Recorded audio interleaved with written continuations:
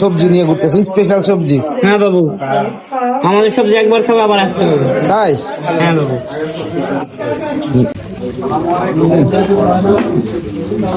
সমস্ত লেবার কেউ সকালে নাস্তা অন্য কোনো হোটেলে করবে না, এখান থেকে নাস্তা খাবে, সেই 2 টাকার মালিক হোক আর 10 টাকার মালিক। হ্যালো খিদির বিদির নগার ভাই ও বোনেরা, কেমন আছেন আপনারা?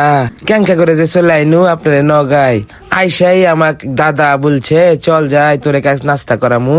আমিও কথা কম খাদক মানুষ তো আমি, তো চলেন যাই। খাইতে আইসে দেখি যে এই যে দাদারা দেখছেন হাত তুললো, এটা হচ্ছে জর্জ মন্ডল দাদা। সে আমাকে বলছে যে চল আজকে তোর সাব্বির হোটেলে নাস্তা করামু। আমিও কথা কম তাই চলে আসলাম বন্ধু বান্ধব নিয়ে। আইসে তো মাগার আমি তো ফাইসকে গেছি।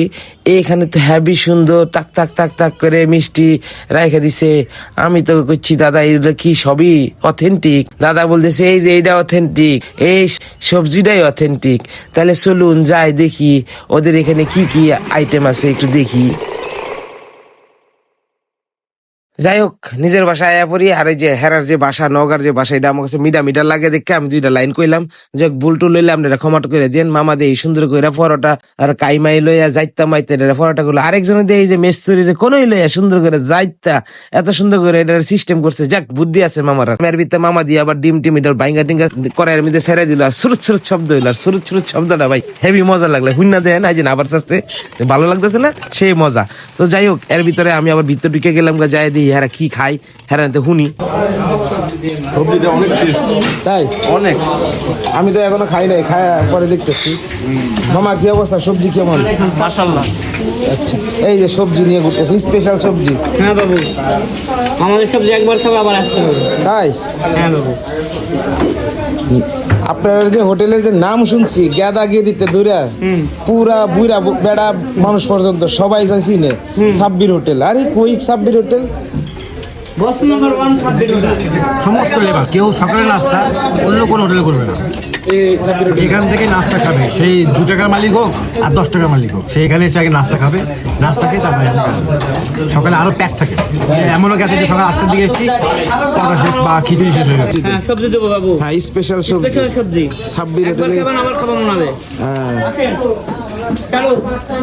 এই যে মাথা নষ্ট সাব্বির হোটেলের এই যে স্পেশাল পরোটা, তার সাথে স্পেশাল হচ্ছে সবজি আর এই যে ডিম ভাজা।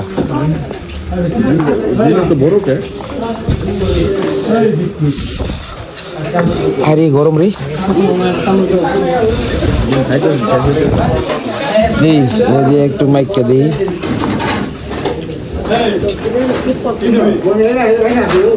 ও